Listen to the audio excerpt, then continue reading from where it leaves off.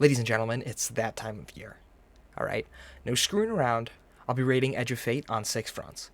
The story, the new gear, the new activities, the new raid, the new destination, and public perception overall. So without further ado, let's jump into the story.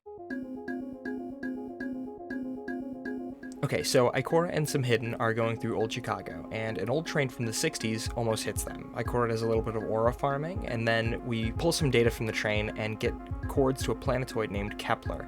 Going there, we face off against House Exile, a group of Fallen who have some, as Lodi puts it, lead pipe poisoning. Speaking of, after clearing our way through the Exiles, we run into this Gordon Freeman-looking guy named Lodi. He tells us there's a group of secluded humans that call themselves the Ionians. We then get our main objective for the campaign: help the Ionians find the relics, put them in the relic box to make the bigger relic go. To do this, we have to travel around Kepler, facing off against both House Exile and the Conductor's Vex, whom are all also looking for the Hourglasses of MacGuffany. We learned from Orin, oh my god, I didn't even mention Orin. Orin's the emissary, or was the emissary. She no-called, no-showed, quit her job, and is helping us understand the Nine. Anyway, Orin tells us the Nine pulled all of us here for a reason, pulling Lodi from the 60s, giving Drifter the hull, and in a shocking reveal, killing Ikora in her human life by hitting her with a train? Eventually, we go to the MacGuffin Zone and kill the House of Exile's Archon. In doing this, the Drifter drops the hull into the MacGuffin hole, and 3, a member of the Nine, tells us that in order to save humanity, we've got to bind the Nine, kill him basically, which sets up our next 4-year saga, the Fate Saga. Now, I know I just kind of spat all of that out, but genuinely sitting down and playing this was really fun. At some points, it got a little annoying having to use the new Matter Spark and Morph abilities, but I'll bring that up when we talk about Kepler itself. Lodi and Orin are both new characters we meet throughout the campaign, and they both are really likable. I'll be the first to admit, I was skeptical of Lodi when I first heard about him. I really thought he was just going to be another Nimbus type guy, but no, he's actually really endearing, and brings up some good points, like the fact that there is no in-universe date for when the collapse happened. Ago. They're gone. Are you kidding me? Just like that? There was an apocalypse, and it's ancient history, and that's it. I mean, didn't someone think that to etch a date in a stone or something helpful? There's no time capsules, there's no bunkers, just gone?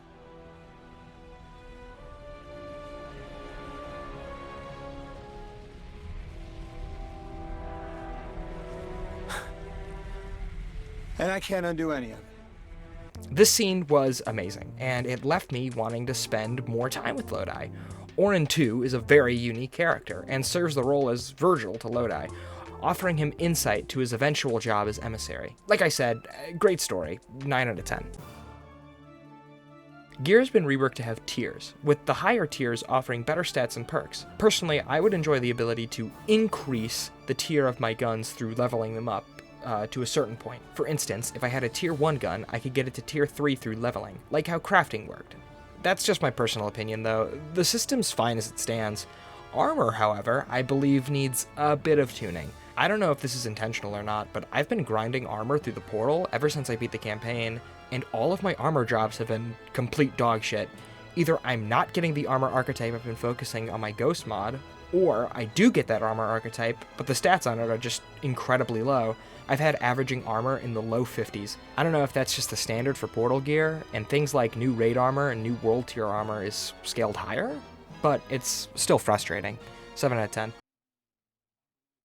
Let's start with the portal. Effectively, there are 4 main channels to go through the portal: Solo, Fireteam, PvP, and Pinnacle.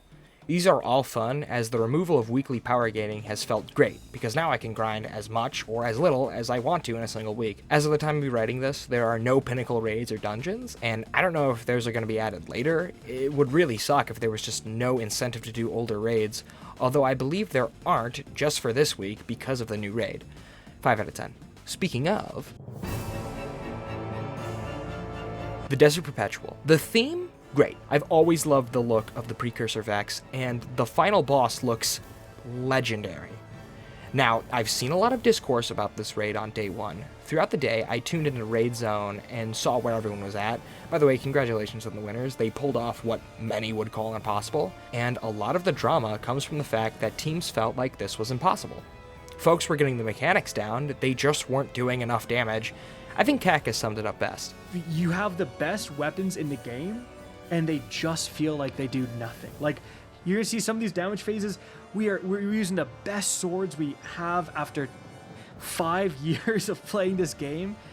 We're using every buff, every debuff we can, and it's just like, we do a fourth of his health, and you're just...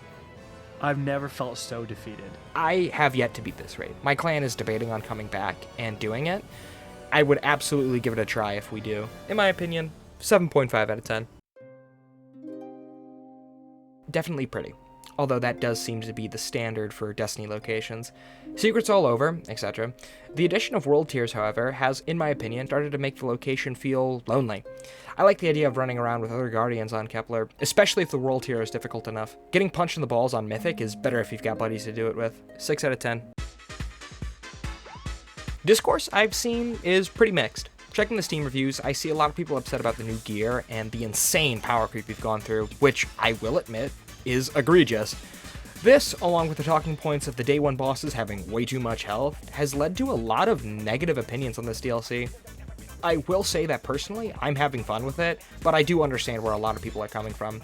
I'd say community sentiment is about 50%. Like I said, mixed. It's not good, not bad, it's just kind of mid. Closing thoughts. This DLC is definitely a keeper, although I would say it's definitely way too early in the game to give this a full ranking among others though. Through and through, I'm enjoying it. What's gonna make or break this for me is the clan getting back onto play. If we do, this is gonna be among the final shape and Season of the Haunted for me. Final ranking, 66%. I'd recommend it. So yeah, ladies and gentlemen, that is my review of the final shape. I hope you all enjoyed, and I will see you later. Bye-bye.